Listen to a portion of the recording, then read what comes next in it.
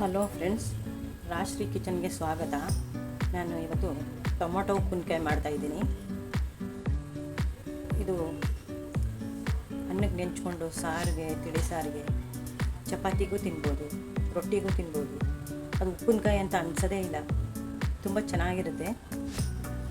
ಈಗ ಅದಕ್ಕೆ ಬೇಕಾಗಿರೋದನ್ನ ಹುರ್ಕೊಳ್ಳೋಣ.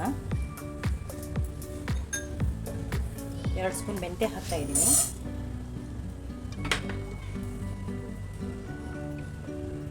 2 ಸ್ಪೂನ್ ಸಾಸಿವೆ ಹಾಕ್ತಾಯಿದ್ದೀನಿ.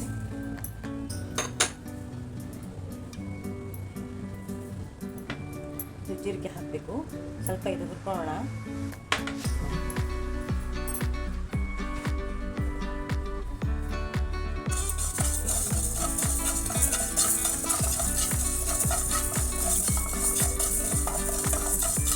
ಜ್ವರ ಬಂದು ಬಾಯಿ ಕೆಟ್ಟದಾಗ ಈ ಉಪ್ಪಿನಕಾಯಿ ನೆಂಚ್ಕೊಂಡು ತಿಳಿ ಸಾರು, ರಸಮ್ಮು, ಬೇಳೆ ಸಾರು ಯಾವುದಕ್ಕಾದರೂ ನೆಂಚ್ಕೋಬೋದು.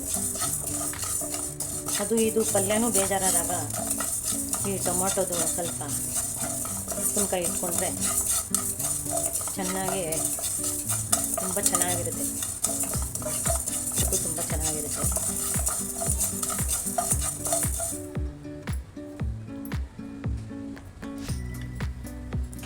ಎರಡು ಸ್ಪೂನ್ ಜೀರಿಗೆನೂ ಈಗ ಜೊತೆಗೆ ಹಾಕ್ತೀನಿ. ಅದು ಮೆಂತ್ಯ ಸಾಸಿವೆ ಆಗಿರಲ್ಲ, ಜೀರಿಗೆ ಬೇಗ ಬಿಸಿ ಆಗಿಬಿಡುತ್ತೆ. ಅದರಿಂದ ನಾನು ಜೊತೆಗೆ ಹಾಕಿಲ್ಲ. ಸಣ್ಣ ಉರಿಲೆ ಚೆನ್ನಾಗಿ ಗಮ್ಮಂತ ಹುರ್ಕೋಬೇಕು.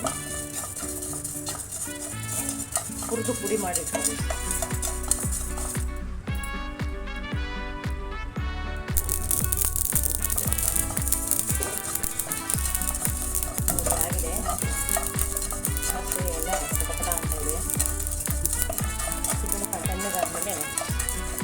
ಪುಡಿ ಮಾಡ್ಕೊಳ್ಳಿ.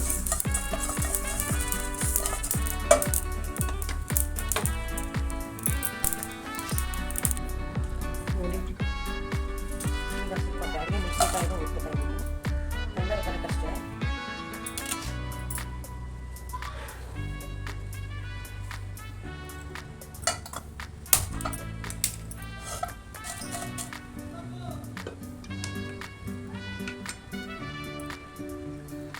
ಎಣ್ಣೆ ಹಾಕ್ತೀನಿ, ಘಾಟ್ ಬರಬಾರ್ದು ಅಂತ.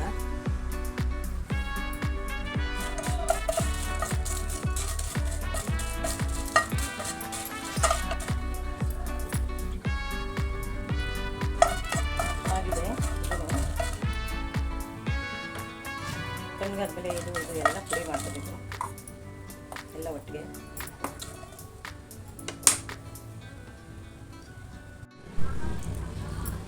ಟೊಮೊಟೊ ಉಪ್ಪಿನಕಾಯಿ ಆಗಿರೋದ್ರಿಂದ ನೋಡಿ, 1 kg ಅಷ್ಟಿದೆ ಇದು ಟೊಮೊಟೊ. ಇದನ್ನೆಲ್ಲ ನಾನು ಹೆಚ್ಕೋಬೇಕೀಗ.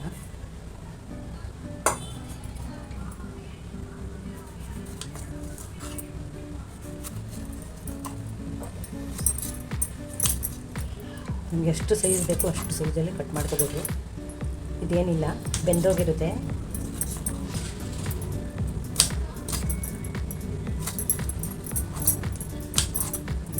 ಎಲ್ಲನೂ ಇದೇ ಥರ ಕಟ್ ಮಾಡ್ಕೊಬೇಕು.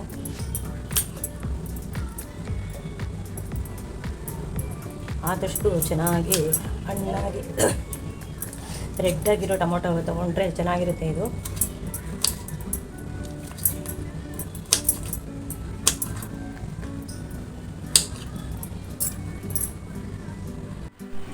ನೋಡಿ, ಕಟ್ ಮಾಡ್ಕೊಂಡಿದ್ದೀನಿ. 1 kg ಟೊಮೊಟೊ ಇದು.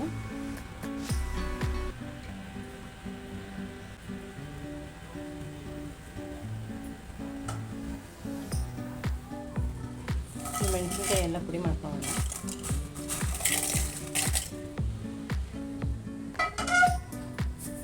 ಸ್ವಲ್ಪ ಪುಡಿ ಮಾಡಿಕೊಂಡು ಆಮೇಲೆ ಇದನ್ನು ಹಾಕೋತೀನಿ. ಈಗ ಇದನ್ನು ಜೊತೆಗೆ ಹಾಕ್ತೀನಿ ಪುಡಿ ಮಾಡೋಕ್ಕೆ.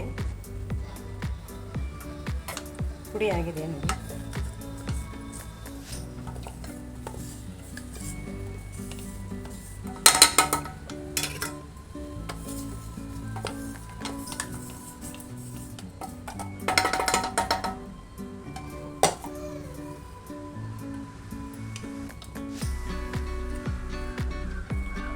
ರೆಡಿ ಇದೆ. ಇದು ಬೆಳ್ಳುಳ್ಳಿ ರುಬ್ಬಕ್ಕೆ ಹಾಕ್ತಾಯಿದ್ದೀನಿ. ಶುಂಠಿ ಒಂದು 3 ಇಂಚು ಕಟ್ ಮಾಡ್ಕೊಂಡಿದ್ದೀನಿ.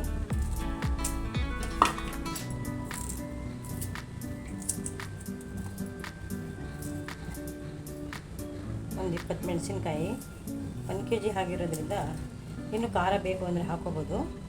ನಾನು ಸ್ವಲ್ಪ ಬ್ಯಾಡಿಗೆ ಮೆಣಸಿನ್ಕಾಯಿನೂ ಹಾಕಿದ್ದೀನಿ, ಅದಕ್ಕೆ ಒಂದು 20 ಮೆಣಸಿನ್ಕಾಯಿ ಹಾಕ್ತಾಯಿದ್ದೀನಿ. ಇದು ತರ್ತರಿಯಾಗಿ ರುಬ್ಕೋಬೇಕು, ನೀರು ಹಾಕಬಾರ್ದು.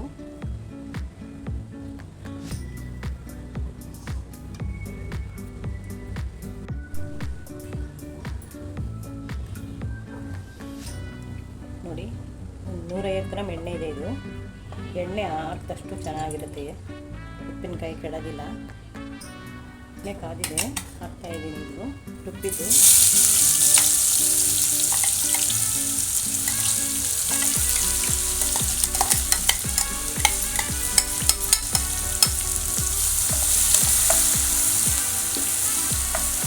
ಎಲ್ಲ ಚೂರಾಗಿರೋದ್ರಿಂದ ಅಂಟ್ಕೊಳ್ಳುತ್ತೆ ಅಂತ ಸಣ್ಣ ಉರಿಲೇ ಹುರಿಬೇಕು. 5 ನಿಮಿಷ ಚೆನ್ನಾಗಿ ಎಣ್ಣೆಲೇ ಹುರಿಬೇಕಿದು. ಮೆಣಸಿನ್ಕಾಯಿ, ಶುಂಠಿ ಮತ್ತು ಬೆಳ್ಳುಳ್ಳಿ ಎಲ್ಲ ಆಗಿದೆ. ಈಗ ಟೊಮೊಟೊ ಹಾಕ್ತೀನಿ.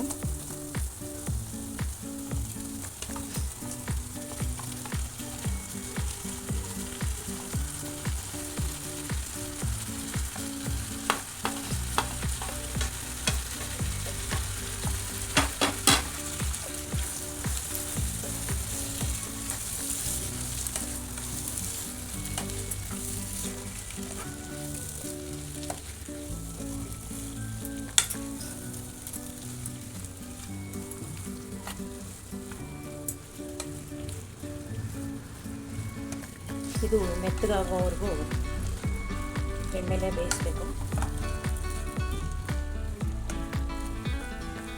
ಸ್ವಲ್ಪ ಅರಿಶಿನ ಹಾಕ್ತಾಯಿದ್ದೀನಿ.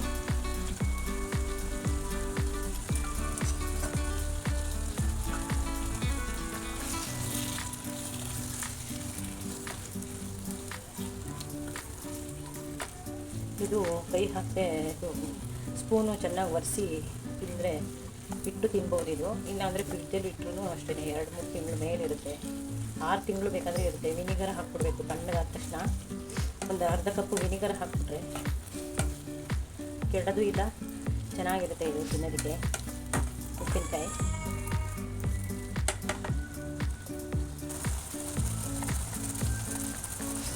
ಉಪ್ಪು ಹಾಕ್ತಾಯಿದ್ದೀನಿ.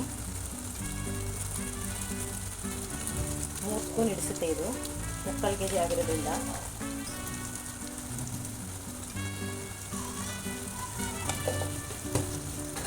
ಯಾವಾಗಲೂ ಉಪ್ಪಿನಕಾಯಿಗೆ ಉಪ್ಪು ಕಮ್ಮಿ ಆದ್ರೇ ಗೋಸ್ಟ್ ಹಿಡಿಯೋದು ಎಲ್ಲ ಆಗುತ್ತೆ. ಉಪ್ಪು ಸ್ವಲ್ಪ ಮುಂದಾಗೇ ಇರಬೇಕು. ಉಪ್ಪಿನಕಾಯಿಗೆ ಉಪ್ಪು ಮುಂದಾಗೇ ಇರಬೇಕು. ನೋಡಿ, ಬೆಂದಿದೆ, ಎಲ್ಲ ಮ್ಯಾಶ್ ಆಗ್ಬಿಟ್ಟಿದೆ.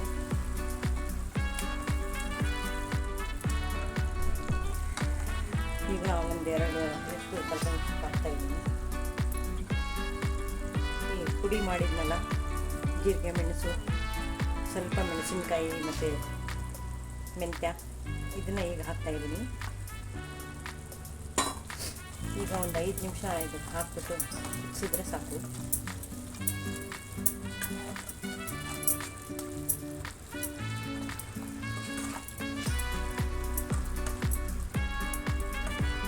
ಮೊದಲೇ ಚೆನ್ನಾಗಿ ಹುರಿದಿರೋದ್ರಿಂದ ಇದು ಜಾಸ್ತಿ ಬೇಯಬೇಕು ಅಂತ ಏನಿಲ್ಲ, ಅದ್ರ ಜೊತೆಗೆ ಹೊಂದ್ಕೊಂಡ್ರೆ ಸಾಕು. ಈಗೇನು ಮುಚ್ಚಬೇಕಾಗಿಲ್ಲ. ಹಾಗೆ ಒಂದು 5 ನಿಮಿಷ ಬೇಯಿಸಿದ್ರೆ ಟೊಮೊಟೊ ಉಪ್ಪಿನಕಾಯಿ ರೆಡಿ.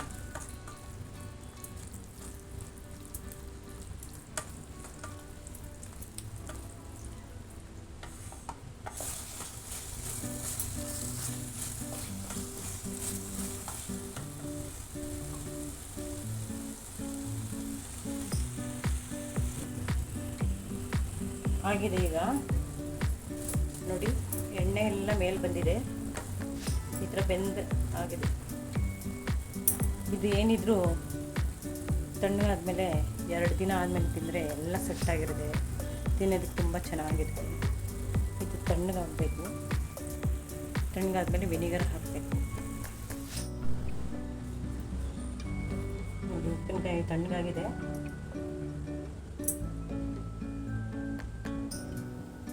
ವಿನಿಗರ್ ಹಾಕ್ತಾ ಇದ್ದೀನಿ. ಈಗ ತಣ್ಣಗಾದ್ಮೇಲೆ ಹಾಕಬೇಕು. ವಿನೆಗರ್ ಹಾಕೋದ್ರಿಂದ ಉಪ್ಪಿನಕಾಯಿ ಇನ್ನೂ ಟೇಸ್ಟ್ ಆಗಿರುತ್ತೆ. ಟೇಸ್ಟ್ ಇರುತ್ತೆ, ಏನು ಕೆಡೋದಿಲ್ಲ. ಹಾಕಿ ಎಲ್ಲ ಚೆನ್ನಾಗಿ ಕಲಿಸ್ಬೇಕು.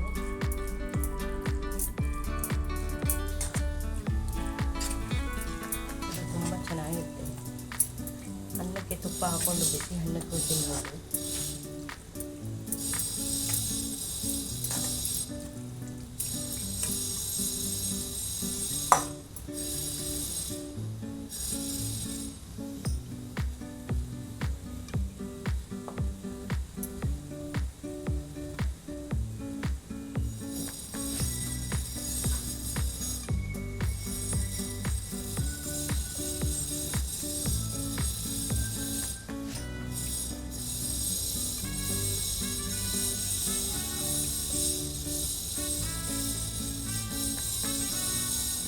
ನಾವು ಡೈಲಿ ಯೂಸ್ ಮಾಡೋಕ್ಕೆ ಸ್ವಲ್ಪ ಇದು ಜಾಡೀಲಿ ಹಾಕ್ಕೊತೀನಿ ನಾನು.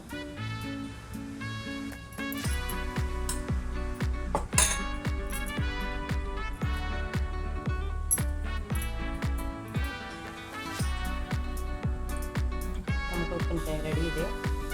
ನಿಮಗೆ ಇಷ್ಟವಾಗಿದ್ದಲ್ಲಿ ಲೈಕ್ ಮಾಡಿ, ಶೇರ್ ಮಾಡಿ. ಹೊಸ ರೆಸಿಪಿ ಬೇಕಿದ್ರೆ ನನ್ನ ಚಾನಲ್ಗೆ ಸಬ್ಸ್ಕ್ರೈಬ್ ಮಾಡಿ, ಬೆಲ್ ಐಕನ್ ಮಾಡಿ. Thank you.